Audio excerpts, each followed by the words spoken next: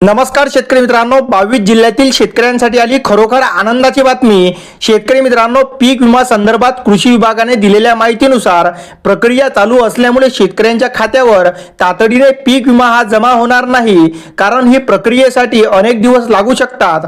कृषी विभागाच्या मते प्रक्रिया पूर्ण झाल्यावर पुढील 2 दिवसात विमा कंपन्यांच्या खात्यावर निधी वितरण केला जाईल आणि शेतकऱ्यांच्या खात्यावर येत्या आठवड्यात पीक विमा जमा होणार आहे। शेतकरी मित्रांनो, खरीप हंगामामुळे शेतकऱ्यांचे खूप मोठे नुकसान झाले। या नुकसान भरपाईसाठी काही निधी सुद्धा मंजूर झालेला आहे।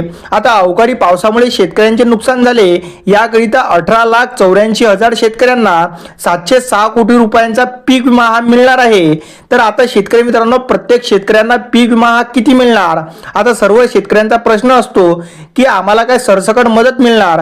तर शेतकरी मित्रांनो, पीक विमा योजनेत सहभागी शेतकऱ्यांना प्रति हेक्टर 17,500 रुपये मदत दिली जाईल अशी घोषणा करण्यात आलेली आहे। मात्र ही मदत सरसकट सर्व शेतकऱ्यांना मिळणार नाही, काही महत्त्वाच्या अटींवर ही मदत अवलंबून सुद्धा असणार आहे। आता पीक विमा योजनेतील भरपाई ही थेट नुकसान पाहून दिली जाते, म्हणजे ज्या शेतकऱ्यांचे खरोखर नुकसान झाले त्यांनाच 17,500 रुपये हेक्टर मिळणार।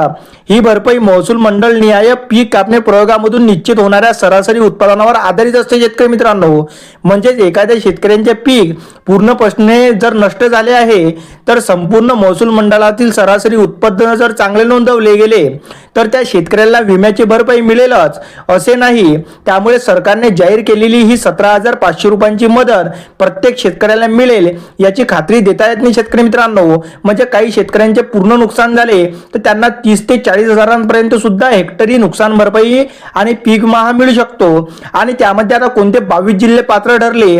आता 22 जिल्ह्यातील कोणत्या शेतकऱ्यांना मिळणार हा पीक विमा आणि ते 22 जिल्हे कोणते?